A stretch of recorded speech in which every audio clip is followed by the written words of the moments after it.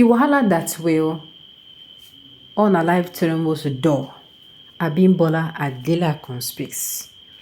30 years ago, Nigeria was in severe crisis. In the wake of the previous year election that was annulled and the attendant protest in 1994 was an unpleasant time. General Sani Abacha had rigged his way into power through a coup and was setting the country on edge. Media houses has been shot and journalists serially harassed and detained. Acclaimed winner of the 1993 presidential election, Moshood Abiola was in prison along with a scores of activists who had protested either the fuel prices inflation or the election annulment. Ken Sariwa was in prison. The Niger Delta region was restless due to the state-induced violence attack the region. Medical members were arrested and charged with treason for their audacity to challenge Abacha. Government critics had their homes raided and some were attacked. That was the year Prof. Wole Soyinka went into exile. Decrees after decrees amending the government's power to punish.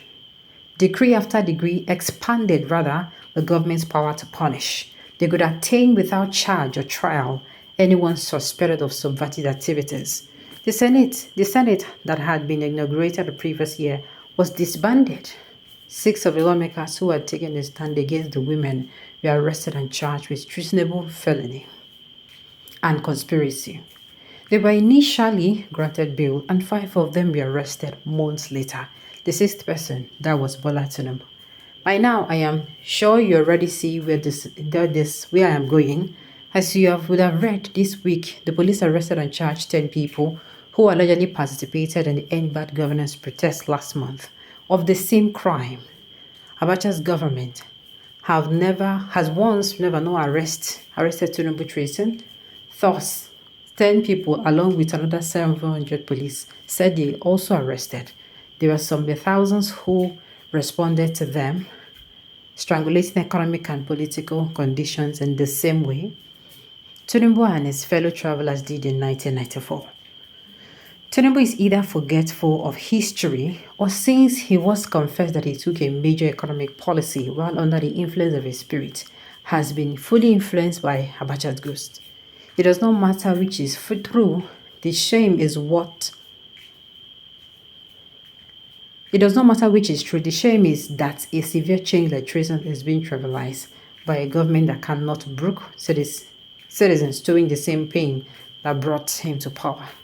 I want him to believe that Tinubu's fellows pro-democracy activists, some of whom were imprisoned on frivolous charges during the dark days of Abacha life, are looking at the unfolding chains of events and terrified at the uncanny repetition of history.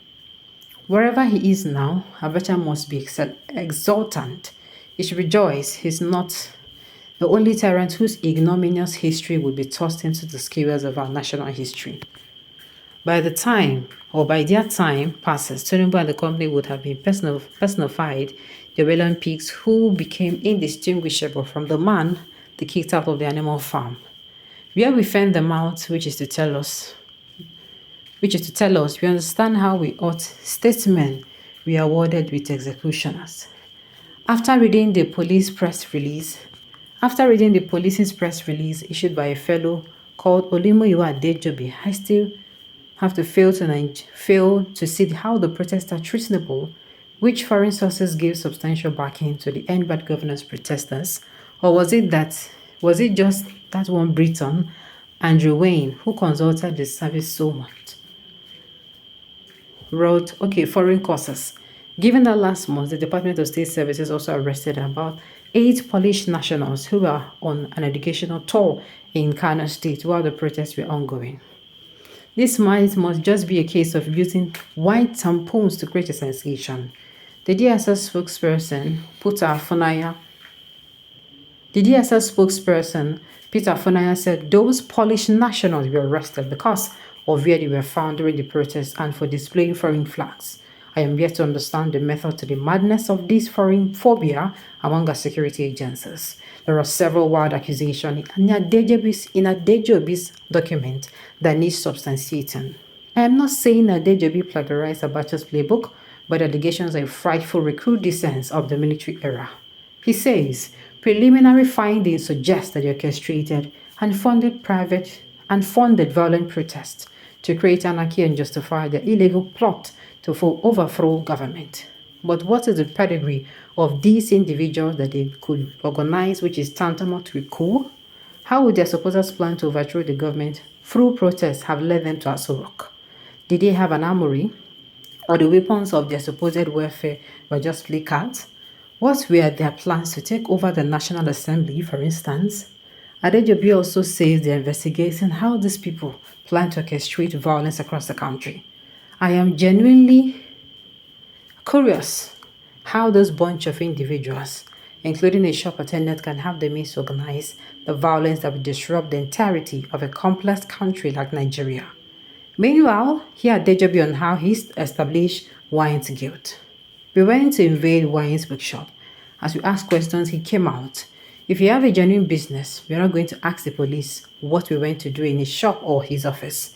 You read that, and you wonder at the quality of investigation that sort of rudimentary exploration of evidence can possibly produce.